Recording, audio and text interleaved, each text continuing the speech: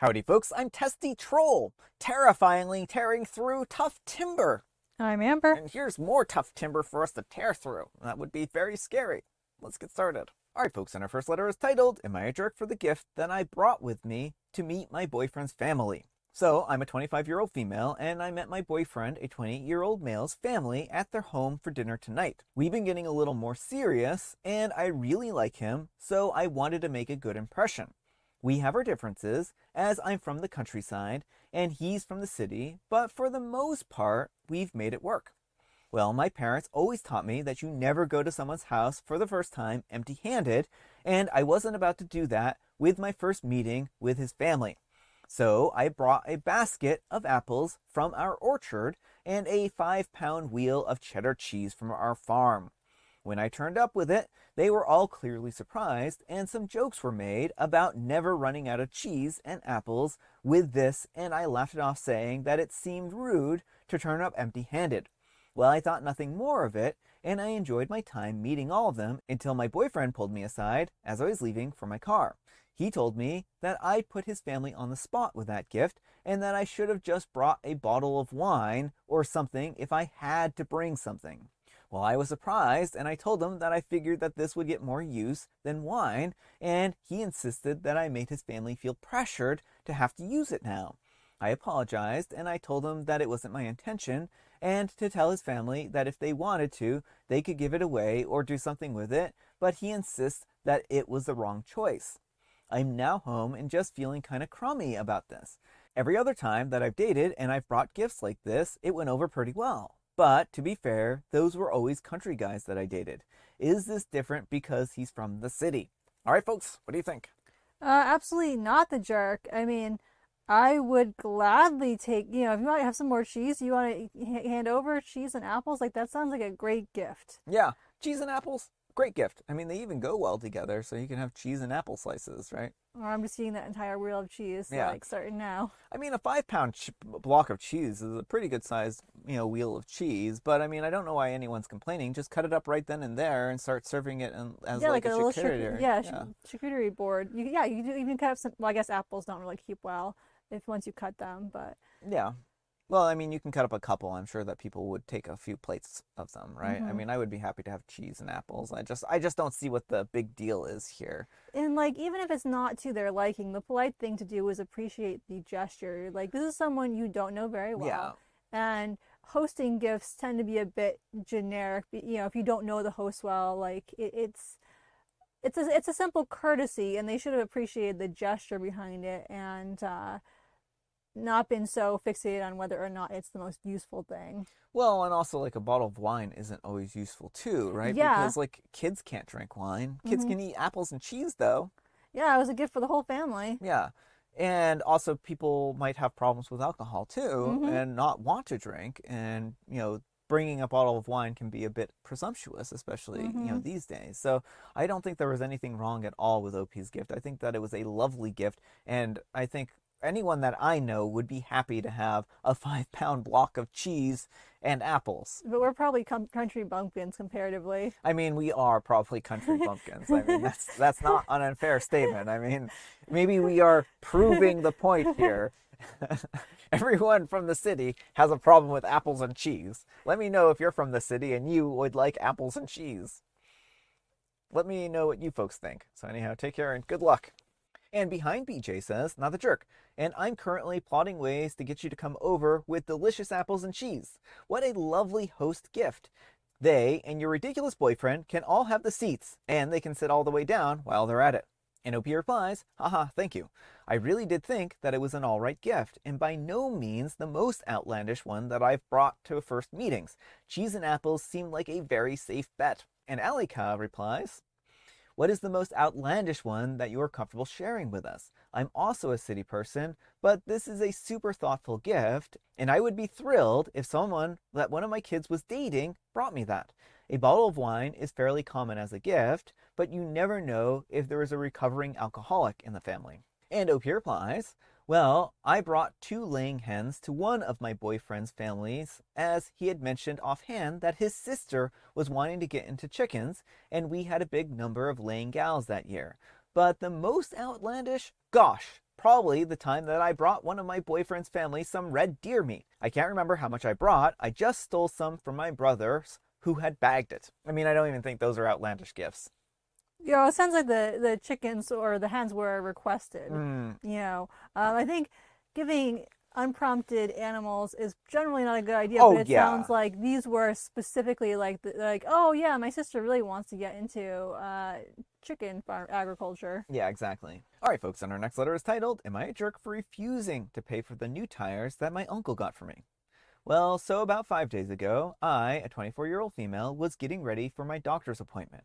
I noticed that my car wasn't in the driveway. I panicked, and I asked my cousins and aunt where my car was, and they had told me that their dad had borrowed it to run a few errands here and there, but that he would be back by the time that I needed to get to work. I didn't tell them that I had an appointment that early, so I didn't worry about it, and I decided to cancel the appointment and reschedule.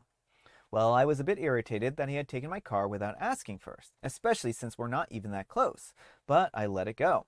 My uncle's work has him located in another country, so he's only here for about 2 or 3 months at a time. And in that time, he uses my cousin's car because she's worked from home, but she had to go in that day. Well, 10 minutes until I had to go to work, and he was still not back yet. So I called an Uber instead. Not a problem until I realized later that my work keys were in my car and that I wouldn't be able to close up or leave without them. I called to see if he was back yet so I could have someone bring them to me, but he wasn't. They told me that he was at the mechanic's changing my tires. So I had to wait about 40 minutes for him to bring my car so I could go lock up and go home. Well, now my tires weren't bad at all. They weren't great, but they were in a good enough quality to last me a good time until I could afford to get them replaced. He complained that the drive wasn't smooth, so he got them changed. I didn't ask for that, and it caused me a bit of an inconvenience, but I was grateful nonetheless that he went out of his ways to replace my tires despite me never mentioning wanting to get them changed. Well, fast forward to yesterday after dinner. Randomly, my aunt went on about how I was quite rude that I hadn't even brought up repaying my uncle for the cost of the tires, and that it was bad manners to let the people bring it up for themselves. Honestly, I was flabbergasted here, because it genuinely never even crossed my mind that he would ask me to pay for the new tires that I hadn't even asked him for. Also, part of me thought that maybe it was a gesture of goodwill for borrowing my car without asking. I told her that I was grateful that he did it, but that I couldn't pay for something that I didn't personally want. Besides that, I didn't even have the money for it, and given the current state of my bank account and future expenditures, I will continue to not have the money for at least 2 more months. She suddenly blew up at me and said that she was just trying to help me save face and not come off as ungrateful. Since then, the atmosphere in the house has soured. My aunt and uncle flat out ignore and avoid me now. And my cousins all say it's a bit messed up that I never even considered paying him back for the tires, and that he spent a good while waiting at the mechanic to get them done, so the least that I could do was to offer to at least pay for it. What do I do? Could I actually be the jerk here? All right, folks, what do you think? No, absolutely not the jerk. He took your vehicle without your consent and got the tires changed without your consent. You do not owe him a cent. If anything, you have a right to be upset with him for taking your vehicle when you needed it. And the Uber. And yeah, you had to pay for the Uber to get to work. And so this whole family seems deeply inconsiderate. It seems like they just, the uncle takes whatever vehicle he feels like. And it's fine if he and his daughter have an arrangement where he can take her car whenever he wants to. Yeah. But that is not the arrangement he had with you. No. Well, I think, yeah, I agree. This was just very inconsiderate. Like, he shouldn't have taken the car without OP's permission. And then on top of that, he shouldn't have done maintenance to the car that he wasn't willing to pay for himself, right? Because he doesn't know what OP's budget is. Why would he do this? It just doesn't make any sense. And now that they are demanding money, this just feels like a bait and switch at this point in time, right? Well, it just seems like he didn't like how OP's car drove and he wants to drive it again. So he changed the tires, was expecting it to be on OP's dime. Yeah. Which is deeply inconsiderate. Yeah. But let me know what you folks think. So anyhow, take care and good luck. And Ervelunia says, he definitely ripped the sidewall while parking or something and had to replace the tires. He's trying to pretend that it was for your benefit, to pretend that he's not irresponsible with other people's possessions. Do you live with your aunt and uncle? If you live with them, you might have no choice. And Connect Flounder 6855 says, call the shop and ask if the tires that he got rid of were damaged. And OP replies, that's smart, but I have no idea where he got them changed, and he hasn't given me a receipt. What do you think of that? I mean, that is a good theory. And also this whole not giving OP a receipt. Mm-hmm. Um, He can just charge whatever he wants for them. Yeah, this feels very scammy. And OP, I would change your living situation as soon as you possibly can. Yeah. And Wannabe Me Free says, how are you expected to pay without a receipt? And OP replies, my aunt just told me the price for both tires was $120. I didn't ask him for a receipt because I thought that it would stir up a fight. Now I see that I should grow a backbone and just ask for it. Alright folks, and our next letter is titled, Am I a Jerk for Trying to Set a Boundary with My Little Sister After She Opened My Birthday Present? I'm a 23-year-old female. My little sister is a 13-year-old female. I live back and forth between my mom's and my dad's house. All of my siblings are half-siblings on my dad's side. I love my little sister, but lately I've been getting a little annoyed about certain boundaries that she crosses. She's obsessed with face cream, hand cream, body spray, perfume, and any hair products that smell good, lip gloss and balm, and she has a very big collection of all these things. I once sat down and counted how many lip stuffs she had accumulated over the years, and I counted 37. Despite having tons of her own, she always asks to borrow mine and often ends up using the entire thing.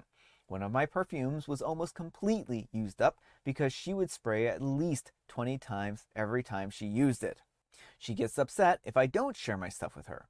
For example, I got a body spray mist from Bath and Body Works recently because I love the smell. I decided to leave it at my mom's house. My sister saw it in the background during a FaceTime and said, oh, that looks like it smells good. Can you bring it over the next time you come here? And I jokingly said something along the lines of, I think that you've got more than enough perfumes at Dad's. And she was visibly upset. I am quite a patient person, so I brushed all of this off because she's my little sister, and that's just what little siblings do, right? But this recent situation has really upset me, and I don't know if I'm overreacting or not. It was my birthday on Tuesday, so I went to my dad's to celebrate after work. When I sat down to open my presents, I noticed that all of them were intact except for one, of which the packaging had been ripped open and the contents removed. Weird. So I asked my little sister what happened, and she told me that it was one of my brother's gifts to me. A set that included hand cream, a nail file, a nail and cuticle oil, and a little nail clipper. And she really wanted to try it, and couldn't wait for me to open it, so she decided to go ahead and open it herself and try everything out. Half the hand cream had been squeezed out of the tube, and the nail file was used because it had those little telltale scratches on it. And the small nail/cuticle oil bottle wasn't even closed properly, so it was also opened. I understand that in the grand scheme of things, it's not that big of a deal. But it made me sad that she had just gone and opened my gift like that without even thinking to consult me first. I said to her verbatim, you need to stop thinking that all of the things that are my things are automatically yours too. Her mom taught her that everything that belongs to your siblings also belongs to you. Her philosophy, siblings share everything. So setting a boundary is very difficult. My sister got mad because I, quote, never share my things with her anymore, and I'm purposely leaving some of my stuff at my mom's house to avoid her using them. Her mom called me quite selfish for belittling my own sister for wanting to be closer to me by borrowing my things. Am I the jerk? Will I be the jerk if I continue to be harsh about these boundaries? All right, folks, what do you think? No, not the jerk, and it is important to keep setting these boundaries. What the mom is teaching her daughter is not healthy. It is perfectly fine for siblings to each have their own individual items. I mean, her opening your own birthday present and using it before you can even see it, Yeah. like, this is some level of entitled. It sounds like she just likes having these things and takes whatever she wants. And the mom trying to pass this off as trying to be close, even if she is legitimately trying to be close, she needs to understand that boundaries are a thing and people are allowed to have their own things. But it sounds more like greed at this point. Yeah, I mean, how is her using OP stuff bringing them closer together, right? And I mean, it sounds like if anything, it's driving a wedge between them, right? And it's driving a wedge because she isn't respecting OP's stuff. Instead, she's just using OP like a vending machine. Yeah. That isn't sibling bonding. No. That's just using somebody, right? Right. And so, where is Opie's dad in all of this? Like, why isn't he stepping in and setting some rules? Like, his wife has some ridiculous expectations. Yeah. And I think it's time for him to step up and start making it so all the kids do have their own stuff. I'm wondering if Opie and the sister are the only girls, and that's why it's come out like this. Yeah. But all the kids should be entitled to have their own private possessions that no one else has to share. Exactly. But let me know what you folks think. So anyhow, take care and good luck. All right, folks, it is tea time. Grab your beverages of choice. I've got some tea right here. And Amber, she has a joke. How did the feline feel about National Cat Day? They were feline fine. And they thought it was the perfect holiday, the cat's pajamas. Very good. Very good. And it's National Cat Day. Yes, we had National Black Cat Day on, I think, Monday, and today is National Cat Day. Lots of cats to celebrate in this month. Exactly. So go find another cat and celebrate. Maybe get them a treat. And I have Earl Grey. All right, folks, that's all the time we have for today. Thank you so much for watching. Happy wonderful Wednesday, Hump Day, Friday, Junior's Eve. Amber, we need some kind of moral advice and or guidance, and please have it a haiku for Haiku Wednesday. Cheese is a great gift, and so if you disagree, give it all to me. Or me. Thanks so much for watching, and we'll see you all tomorrow. Bye.